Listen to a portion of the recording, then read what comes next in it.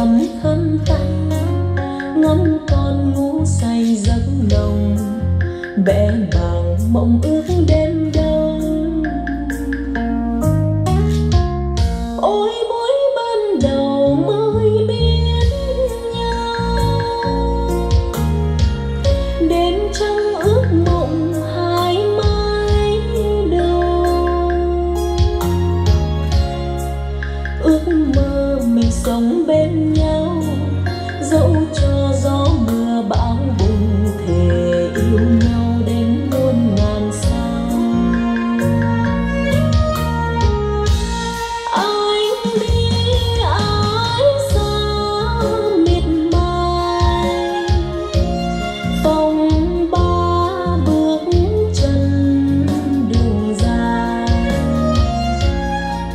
Niềm thương hòa chung non nước, hẹn nhau ngày mai thái bình thì tình ta sẽ không lìa xa.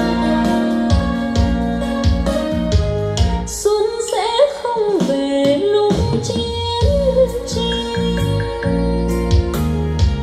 mang theo cuối trời câu khấn nguyện.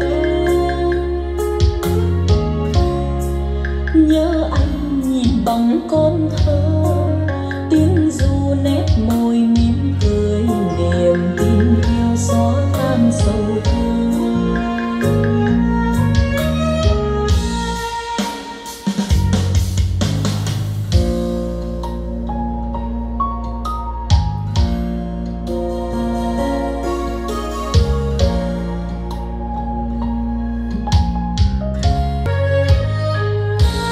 Anh đi ái xa miệt mài, phong ba bước chân đường dài.